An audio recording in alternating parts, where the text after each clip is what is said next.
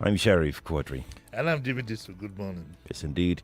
You can watch this show on Facebook and on YouTube. Nigeria Info 99.3 is how you can watch. Yes, it's a live show, so you can watch it on Facebook and on YouTube. Let's begin with the Daily Trust newspaper. Front page of the paper. Benin praises flak over troops deployment. Well, this is just a follow-up to something to an incident that has happened. By now, you know what happened at the weekend. We had to deploy Air Force and some of our troops to Benin Republic. So yesterday there was a discussion at the Senate, and the Senate has approved his request for the deployment of Nigerian troops to the Republic of Benin. And there have been various reactions also, which I'll quickly go through. It says that after an extensive debate, the lawmakers overwhelmingly voted to ratify the president's action. Senate President Akpabio then presented the committee's report for confirmation, which senators affirmed before approving the deployment through a second voice vote. The governors say that President Tinubu, in doing what he did, averted a major security threat to Nigeria. In a statement, they said that any collapse of the constitutional order in a neighboring country would have direct security implications for Nigerian border communities. Apart from supporting democratic order in the sub-region, the president acted in the best interests of Nigeria. With Sahel already in severe security distress, a successful coup in Benin would have had devastating effects on our own country due to the long and porous borders we share. Okay, and so it says it is our position that democracy, despite its challenges, remains the most reliable framework for regional peace, stability, and development. I might beg to disagree on that, but I won't take it further than that. Okay, so however, there's a Bello Abdullahi, the founder of Gaskia Alliance, never heard of them, said the president's deployment of Nigerian troops to the Republic of Benin before approaching the Senate for approval is not just a procedural misstep, but also a constitutional transgression with profound implications for democracy. This is my take. If once you can justify that he should have sent in the troops and the Air Force, then the timing is of essence. Maybe if he had to wait for 2-3 days, only God knows where the situation would have been by now. So that is that. He, however, says that Sahel states like Burkina Faso, Mali, and Niger may see Nigeria's action as an overreach, especially since they have stepped away from ECOWAS. That suspicion could make further counterterrorism collaboration more complicated. We are between a rock and a hard place on this issue. Also, the trust covered what a lot of Nigerians said on the social media. And I think we had our own phoning too. We had people phoning to express themselves. Well, that's where we are. It was the latest in Benin, though. I tried to find out. I couldn't. What's the latest? Is the government firmly on ground, the democratic government. I can't speak to that for sure. You know why? Because President Tinubu just secured the National Assembly's permission to enter Benin. Yes. So that to me speaks some kind of alternative truth as to whether peace has been restored completely, or the government said we went there, we restored peace and everything, but has it been restored? Yeah, I'm not sure, and I also don't know. I wish we could get the media to get the reaction of the Benin, the people themselves. Yes, because sometimes the government can be alienated from the people. It would be nice. The last thing I want, because I am in the last thing I want is to be, for the Benin people to feel that Nigerians have done them in. Because you see, look, while we talk about constitutional order and democracy and things, we must also talk about reality. I know the way I felt. God forgive me. the day we heard, for example, that Abacha had gone. Mm. You understand what I'm saying? So, mm. it's a bit dicey, but I hope our journalists would do that. Let's get a feel of what the Beninois people also feel about us. There's a conversation ongoing on this Benin situation that President Tinubu should have waited for the regional bloc army to going instead of Nigeria's, just sweeping in like that. Others have said that, look, the president didn't do anything wrong, in trying to restore order in that country. Some have said Benin is too close to home, and they're saying that. I mean, I spoke with a friend who said, if anything happens to Benin, Benin is very close to Lagos. If anything happens to Benin, I mean, what will happen? They will be overrun. Nothing should happen to Lagos. If anything happens in Lagos, it's happened to Nigeria. When I say overrun, I hope people understand. I don't mean militarily, but refugees and so on and so forth. Yeah. I think, like I said, it's between a rock and a hard place. If he had to intervene, the timing was right. Yeah. Oh yes, was right. We don't know what would have happened if he had waited another 2 days. And we shouldn't wait to find out. It's a risk. It's a risk, and we had to call. And I give President Tinubu one credit, and that credit is that he took a decision rather than wait. We know we have had presidents who will dilly-dally until the situation gets out of hand. So that he took a decision. Very true. Yes, you have to give him that credit, that he took a very quick decision for that matter. Unfortunately, it's also tainted by French interference. I was going to go, that's my next question. Yes, and it's tainted by the French admission. One of the officials admitted. I saw that, yes. Yes. That's my next question. I What's your like thoughts that. on that? No, Because according to them, they're saying that the French president led. Yes. They've done President Tinubu. He was going under the cover of ECOWAS. Now they've made it look as if it was French interest. But I will still give him credit for taking a decision. Yes, I will give as far as I'm concerned, I'll sort it out. I give him credit for taking. But his liaison with France is going to get him into big trouble, big time. Him and Nigeria, we are going to get into trouble. Is that what happened in Burkina Faso?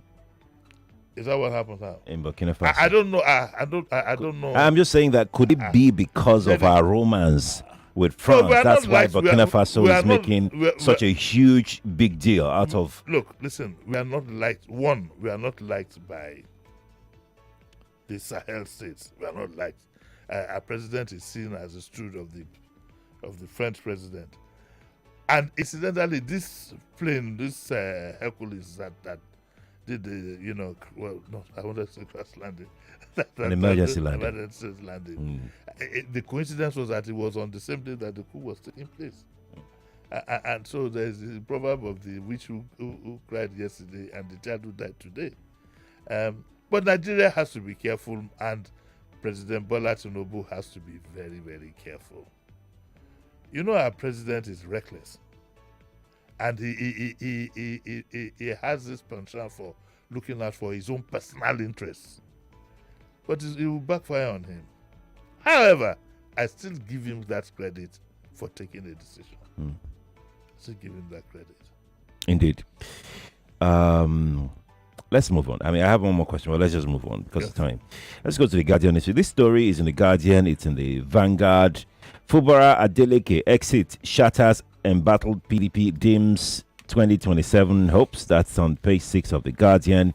In the Vanguard, it's on page 10. Osun governorship poll why I joined Accord Party. Adeleke. Also in the Vanguard, Fubara dumps PDP for APC. I wonder how many governors are left in the PDP. I think the PDP is going on. There's a sinking ship. Adeleke, well, we knew, I think we've spoken about it here, he is now going to Accord. But I think that once he gets the governorship, he will head in the direction where he is permanent abode. It could be the APC, it could be the PDP. He can't go to the APC now. Then the politics of the gubernatorial candidate of the APC if he goes to the APC, he might not even get the ticket. So, and I think that he has the capacity to try out his hand by himself. And that. As for Fubara's case is well known. And good luck to him. Good luck to Nigeria. Good luck to Nigeria. I'd also like to inform you that Professor Wole Soyinka is back. If you go to, for those of us, he's my mentor. No, he's back. He's back where we always wanted him.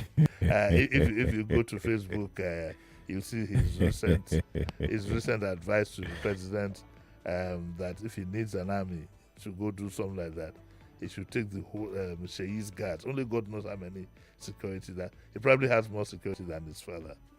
But that's the Nigeria we live in. And each time you talk about these things, people some seem to think that come on now, leave this guy alone. Who? Sheyi Tinubu. And you have been on it as to why somebody would leave his job. No, I just think, how old is he? 40. I don't think he's up 40. He's up to 40. No, he's about 40. He's okay. Very close to 40. Okay. At 32, I was head of corporate affairs of Liver Brothers. At 32? At 32. Head of corporate affairs. It's in this week magazine. I was interviewed. I was a young chap, and I was doing the job of a 50-year-old man. That's a man. Don't tie yourself to your father's apron strings. But that's where he wants it. I don't have anything personal against him. I just think that when people are in public office, okay, there are some optics that are just not right. Your lodger, first lady, first son, first daughter, then recently first lady talking down to a governor in public and so on and so forth. These things can be avoided, but there are also symptoms of something I cannot mention on air. And don't push me. Okay. Next story. What do you mean by symptoms? Don't push me. Babatikala. Is it in? Don't push me. Wait now. Let me. Like, is it just symptom, or a national symptom? Is it a national symptom or a family symptom? Look at the clock. I just want to be sure so that I can check myself too. I don't even listen to me. I'm more than anymore.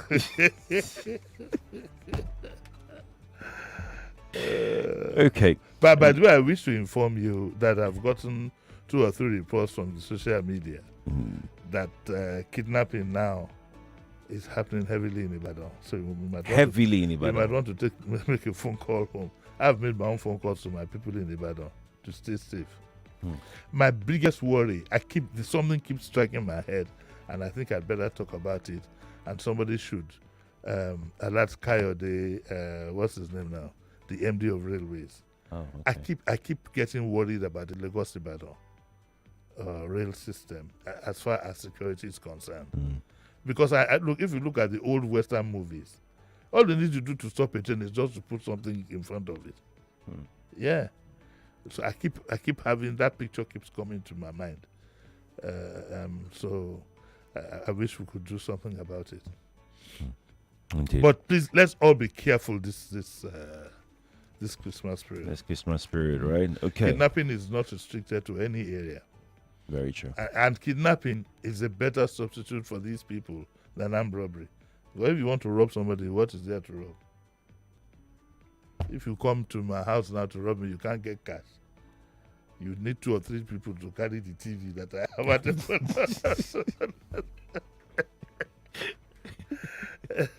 So let's all be careful, please. Please, let's be security conscious, okay?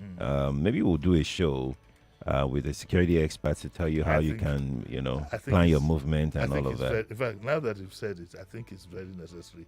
I'll do it on Tuesday. Look for one retired policeman or somebody who... police, anyway. I'll look for somebody. Let's go to page 18 of the Vanguard newspaper. It's an editorial.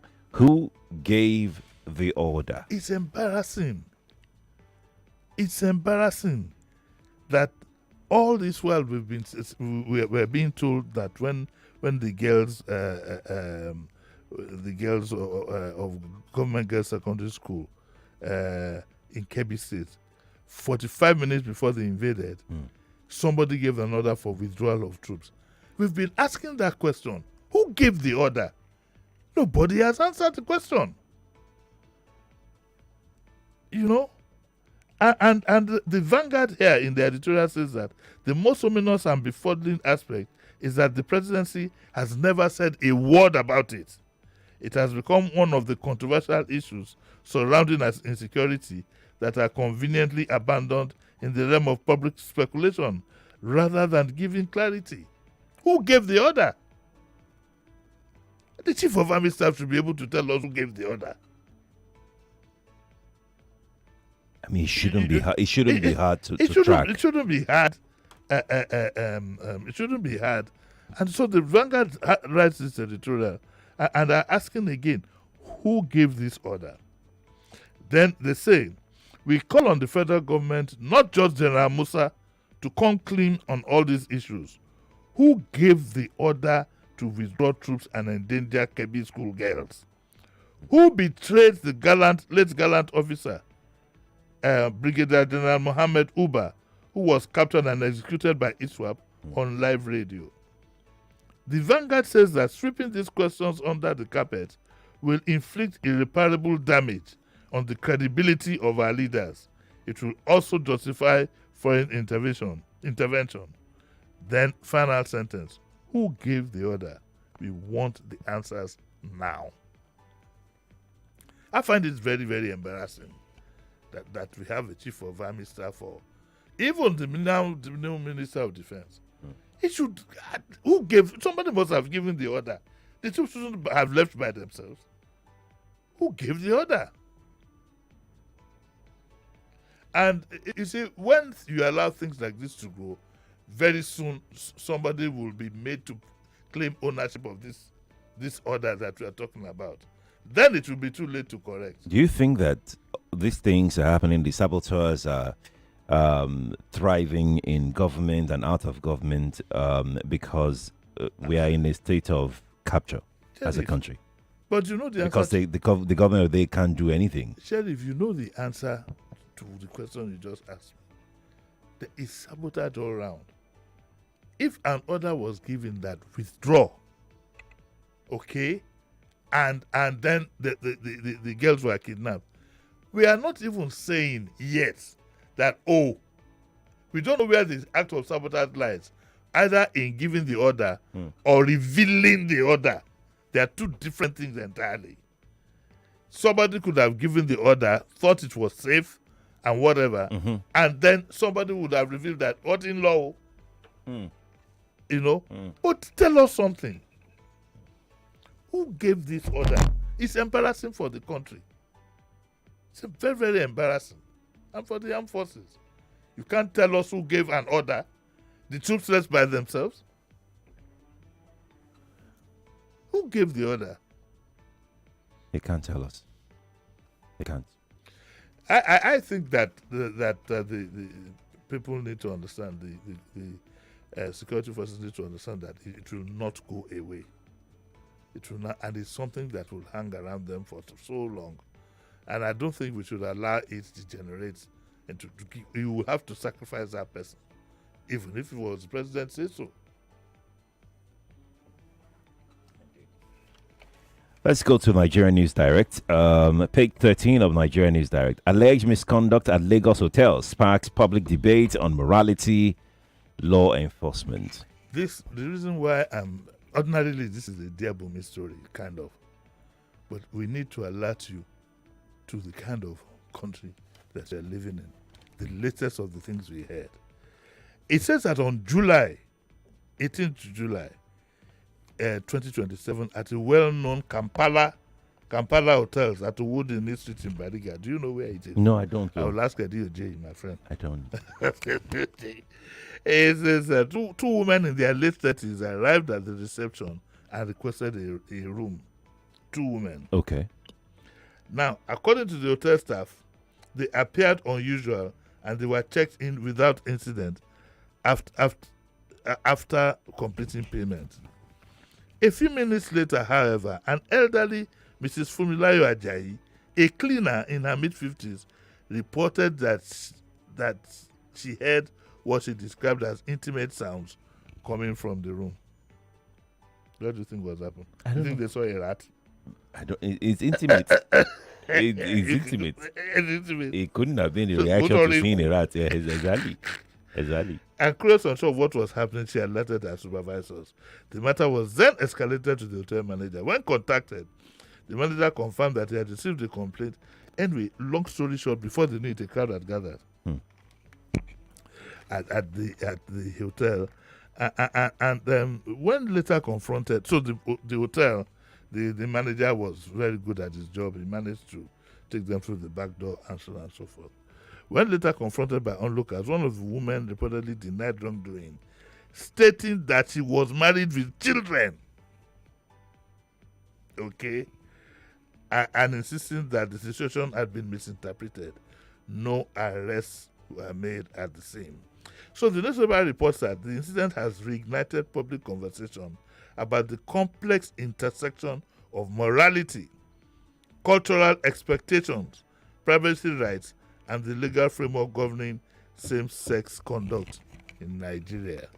So we have it with all the. I've had reason to raise alarm about various websites and whatever porn sites that we have, porn kings and so on and so forth.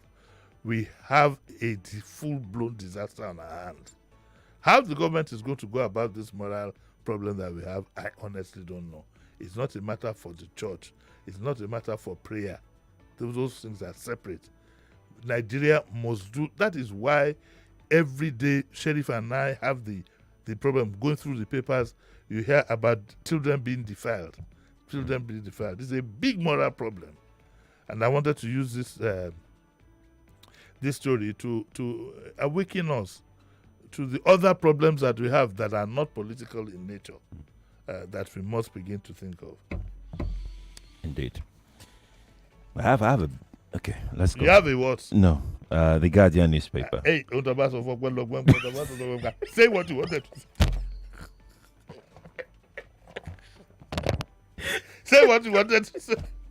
What was that? Say that. Say what you wanted. Okay. By the way, sorry, Jenny, Yes, I've been up yes. this morning. Yeah. Please try and go to my Facebook page and see something that happened at Ile-Ife when the First Lady put her in some kind of carriage moved by a horse or something like that. I think that there's a need for the presidency. There's a need for somebody to head a proper protocol unit in the presidency and stop a lot of the jagbajantis that we see. They put the First Lady, got down from her car, put her in something that looked like a carriage like the Queen of England. Where has all this come from? Where is all and apart from it costing a whole lot of money, it's a sign of something again that I'd rather not talk about. And we must not fester it. We must not allow it become the norm. So go on. But what did you want to say that time? Jeez. No. What's that? What's that? Okay, let's go. Let's go take this story here on page 7 of the Guardian What newspaper. did you want to say? I'll say Okay, it go off mic. Okay. Taraba CJ raises alarm over withdrawal of judges, police orderlies. Trust police to overdo it. Simple instructions. So in Taraba, they went and withdrew. I now saw one of our senators. He had a soldier behind him. A soldier. Yes, or somebody in camouflage uniform, green. So I don't know if it's a naval officer or whatever. But he had somebody from the military now as his escort. Must you have an escort? Must you have an escort? There is something in the mind of our people. Honestly. And guess what? Your escort is no security assurance. Some of our leaders, their minds are demented. Honestly. They have the brains of a baby. Okay, so if you say you won't give me police, I'll go and get somebody in a camouflage uniform. Very soon, all these Moteco and so will have good job to do because our politicians are very, very desperate. I can feel Moteco say, Nonsense. I see that. I see that happening already. Nonsense. I see there's a possibility for that. Nonsense. I mean, a lot of our VIPs and so-called, they should just grow up.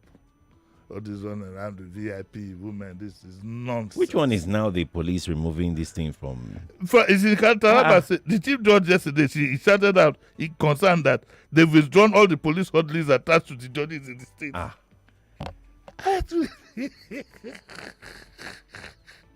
He remarked that while hosting the Taraba Commissioner of Police during a courtesy visit in the state, and the judge recalled that even though the president had ordered the nationwide withdrawal of police guards from VIPs, and previous that the judges were exempted and governors. This is a very embarrassing story that the CJ has to.